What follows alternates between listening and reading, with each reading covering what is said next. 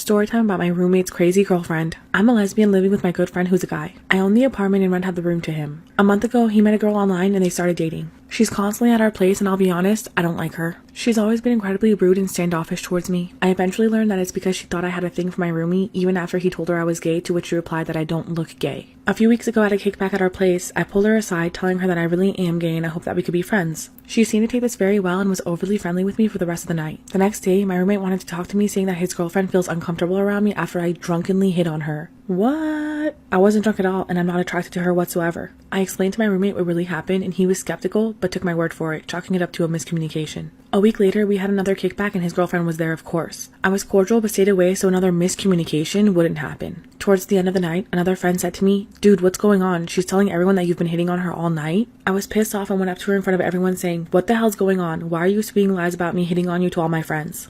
Story time on how I got caught for not eating breakfast. My bus used to come at 8:50 and I would wake up at 8:30. By the time I came downstairs, it would be like 2 minutes until the bus arrived. So as a sneaky kid I was, I took the cereal that my mom put in the dish and put it back in the container.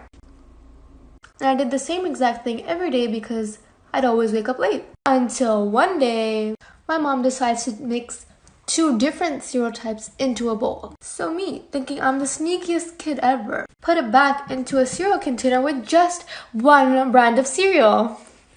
And then I kept getting the same mixture and I put it back. And then one day I came from school. Go to part 2 to see what happens next.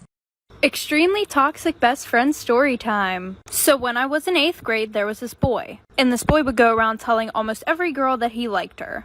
And I was one of those girls. And he would do stuff with all of us. And there were like 11 of us. So we all hated each other. Especially this one girl, and we're gonna call her Abby. And every time we saw each other, we would be super mean to each other. Well, a year passed, we stopped talking to this kid, and I bumped into her at homecoming and basically apologized. So after that, we became best friends. And everything was good until every time I told her about a guy, she would start talking to them. Like this one boy that I was Snapchatting and talking to, she accidentally sent nudes to him and said, "Oh, sorry, I meant to send them to my boyfriend." So then she called one of my other best friends and said, "No, it actually wasn't an accident." And of course he told me because he was my best friend. So I was like, whatever, and stopped talking to the boy. And she did it again, like for part 2. Story time of how I made my high school bully's dad my sugar daddy. Freshman year wasn't the best time for me. I wasn't the most popular or best looking girl at school. I was really shy and instead of trying to make friends and talk to people, I kept to myself. Most people let me do my own thing, but then there was a girl named Claire. I don't know what I ever did to this girl, but she made my life miserable every chance she got. Making fun of my looks and putting me down in front of others was almost a daily ritual for Claire. My mom didn't have a lot of money, so I couldn't afford the cool clothing brands and styles that were in. Claire would call me out for being poor and say I got all my clothes from Goodwill, all while laughing. One day at lunch, she smacked the tray out of my hands as I was passing by and food got all over me. This resulted in the whole cafeteria staring and laughing at me. Fast forward to the end of senior year and I had a major glow up. I was more confident, people started noticing me, and I had a lot of friends. I figured it was time to start dating, but I didn't really like anyone at school, so I downloaded a dating app. I matched with a handsome older guy who was looking for a sugar baby. I looked him up on Instagram to see more pictures and saw Claire in one of his photos. Upon further inspection, I discovered that this man was her recently divorced dad. I immediately messaged him. Storytime part 2 on how I was groomed over the internet at the age of 14. So after the police took several statements from my mom and I was told to block the account and just be more cautious, I thought everything was done. But 3 years later, I was sitting with my friends when I got a phone call. The police had contacted me saying that my statement had come up again in another case. This is when they let me know that it wasn't an escort agency at all. It was a man who was sitting by his computer and taking his own life. And that's how everything ended. I hope everyone stays safe. And if you have a story you'd like to share, follow me on Instagram and DM me.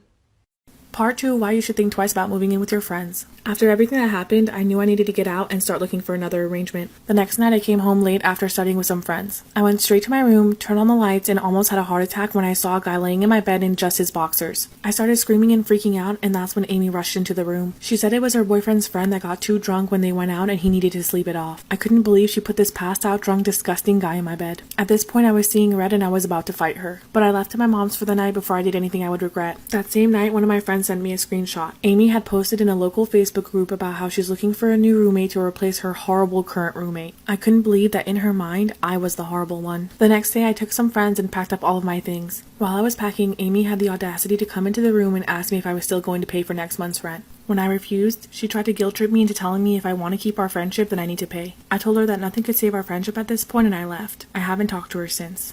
Story time of how my best friend got so weirdly obsessed with me that she even plotted to kill my boyfriend. So at the time, me and this girl, let's just call her Olivia, had only been friends for about 2 years.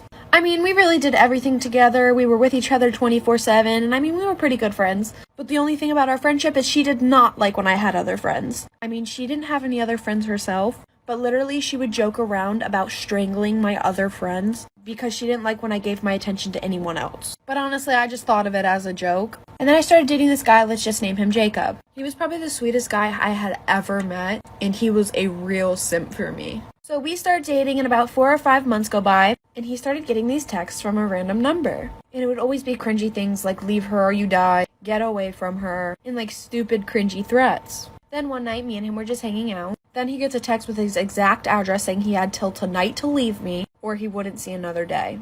Then we hear a knock at the door. I'm running at a Story time about how I found out my dad was hooking up with other men on Craigslist. I absolutely did not believe my sister whenever she said that dad was gay. I was like, absolutely, there's no way. What's the proof? And I guess my dad had given his grandson, my nephew, his old laptop. On this laptop, he still had his ads up that basically said, come leave money on the seat for services. And it had a picture of his white truck. I was still in denial for the longest time because of how homophobic my dad was. But we decided to watch the Craigslist account for a bit. And during a time that we knew that he was dropping off our grandma in Florida, he posted on Craigslist using that exact rental car that he was using. Even though I was pretty much convinced at this point, it was later verified by a family friend who had seen him at a brothel that this was in fact true. He also was a locksmith for a living and used this job title in the email associated with the account. So for that upcoming Christmas, we compiled all the evidence together, put it all into a stocking, and set it out for family Christmas. Follow the guy who sent me this story, and if you have a story that you'd like to share, DM me and follow me on Instagram.